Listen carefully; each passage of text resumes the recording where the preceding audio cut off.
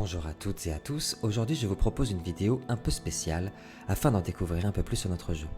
Comme à l'accoutumée pour ce genre de format sur la chaîne, je vous promets d'aller au plus clair et au plus concis. Prequel est un jeu de rôle Dark Fantasy. Le système de jeu est assez simple et nous utilisons des dés de 10, de 20, de 4, de 6 et de 8 faces. Voici la fiche de personnage, assez simple à prendre en main. À gauche, nous avons les caractéristiques, à droite les compétences. À chaque fin de partie, les joueurs gagnent des points d'expérience qui leur permettent au fur et à mesure de l'aventure de faire évoluer leur personnage. Sur cette fiche, on retrouve aussi les atouts et handicaps.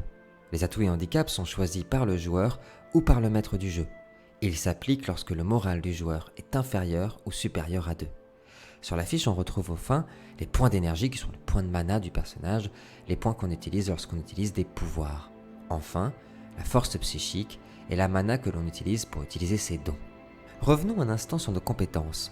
Lorsqu'un joueur effectue une action, quelle qu'elle soit, en dehors de la magie, il jettera soit une combinaison comportant une caractéristique de gauche et de droite, un exploit en ne jetant qu'une seule compétence, ou un dé du destin, un seul dé. Dans ces trois cas, il sera demandé au joueur de jeter des dés de 10. Par exemple, si quelqu'un attaque avec son épée, je lui demanderai un force plus arme blanche ou un dextérité plus arme blanche selon la situation. Mais s'il décide de soulever une caisse très lourde, je lui demanderai par exemple un exploit de force.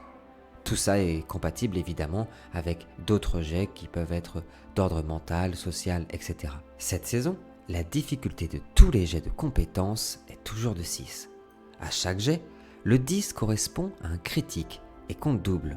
Un joueur qui obtient le résultat suivant, 6, 4, 5, 10, obtient donc 3 réussites, une pour le 6 et 2 pour le 10.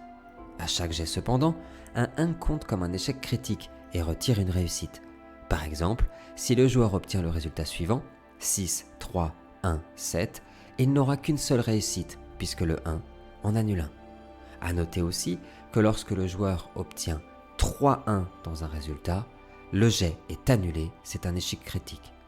Notons aussi une petite règle supplémentaire, car plus les joueurs deviendront forts, plus ils jetteront de dés. C'est à partir de 10 dés ou plus qu'on comptera l'échec critique à 4-1 au lieu de 3. Quelques petites règles pour intensifier nos parties. Chaque fois qu'un joueur obtient 2 10 ou plus à son jet, il peut ajouter un dé du destin sur sa fiche. Ces dés peuvent s'accumuler et être utilisés à la guise du joueur. Ils seront matérialisés en utilisant des dés d'une autre couleur et leur difficulté ne sera pas de 6, mais de 5. Mes joueurs ont aussi reçu des cartes de combat, de quoi pimper leur tour de jeu. Ces cartes permettent d'effectuer des actions spéciales. Ils ont tous en commun la carte chance, utilisable une fois par session et permettant de relancer un de leurs jets. Tous les joueurs possèdent 3 cartes de combat et lorsqu'ils en utilisent une ou plus, à la fin de la session, ils retirent au hasard autant de cartes qu'ils ont utilisées. Les cartes sont séparées selon leur force, entre peu communes, communes, légendaires, mythiques, etc. Ils peuvent les acheter avec de l'expérience et même les échanger entre eux. Ça donne un petit plus et en plus cette année, Florilège nous a fait le bonheur de nous les imprimer, on les a donc en vrai.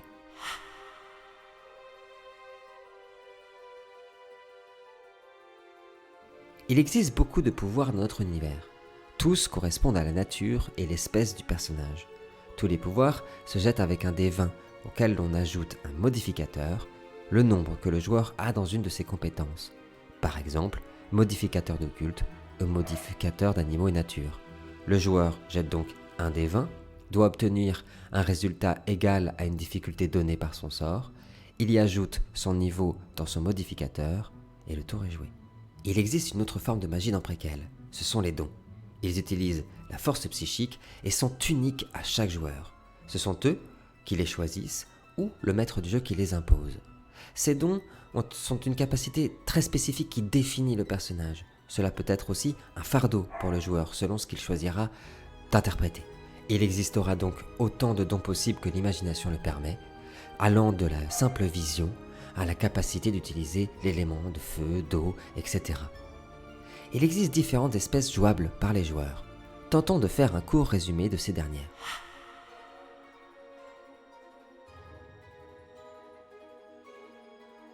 Les humains, divisés en 2 catégories, les mortels et les immortels. Les immortels sont des hommes capables de vivre plus longtemps, de résister aux maladies plus durement, etc. L'origine de leur pouvoir est inconnue. Nous avons aussi les Adnava, en gros les mages blancs de Préquel, divisés en 3 castes, la caste de l'ours, spécialisée dans la magie de métamorphose, la caste saccadienne, spécialisée dans la magie de soins et de réparation, la caste d'Alguise, une des plus craintes, qui forme les futurs gardiens de sol, comme le personnage d'Uldir. Les Haki, d'énigmatiques chamans aux pouvoirs incroyables, pouvant contrôler les rêves et possédant une connaissance exemplaire dans la nature. Les Drashava, les mages noirs, on y regroupe les mages maîtrisant l'alchimie, la nécromancie et l'Umbra. Les Drudnis, un des peuples les plus anciens d'Erde, puissants, intelligents et doués d'une magie unique, leur chair est un mélange incroyable entre l'homme et l'arbre, mêlant la chair et l'écorce. Les enfants de Cain, les vampires de notre univers, comme le personnage de Noltar. Les faunes, descendants des peuples fées, doués d'une magie extraordinaire liée à la fois à la nature et au champ, ils sont d'énigmatiques gardiens des forêts.